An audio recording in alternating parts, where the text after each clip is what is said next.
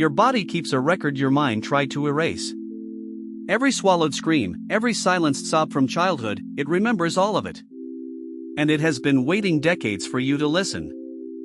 When we are small and overwhelmed, we cannot process pain the way adults can. So the body does something remarkable.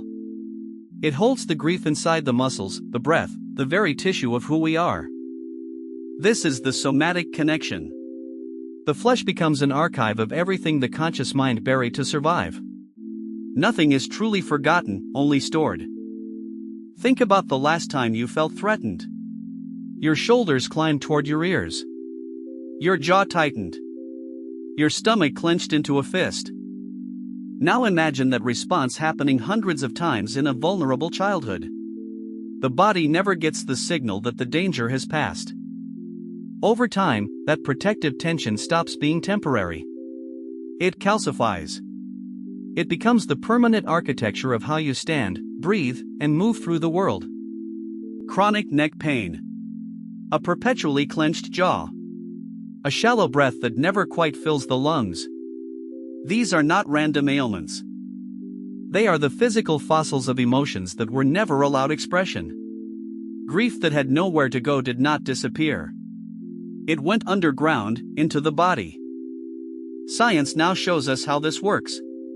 The nervous system has a memory all its own, separate from conscious thought. It learns patterns of threat and protection. When a child suppresses survival instincts to keep the peace, the autonomic nervous system gets stuck in a loop. It cannot tell that the war is over. This is called dysregulation. A body trapped between fight, flight, and the frozen stillness of collapse, long after childhood has ended. You might recognize it as anxiety that has no clear cause. As exhaustion that sleep cannot fix.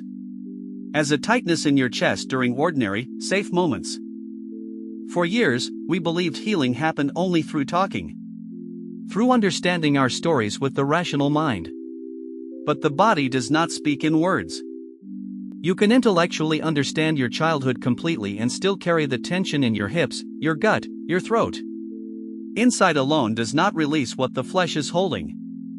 This is why so many people feel stuck.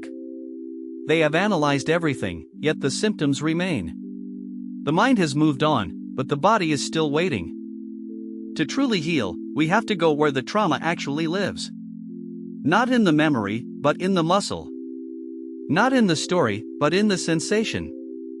This means learning to feel again. To notice the subtle signals your body sends before your mind even registers them. It begins with the breath. Slow, deep breathing tells the nervous system that the threat is finally over. That it is safe to soften. It continues with movement. Gentle shaking, stretching, and trembling that allows trapped survival energy to finally discharge from the body. Animals in the wild do this naturally. After escaping a predator, they shake violently to release the adrenaline. We were never taught to do the same.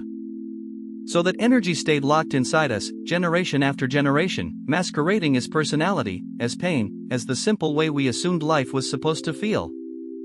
But here is the hope.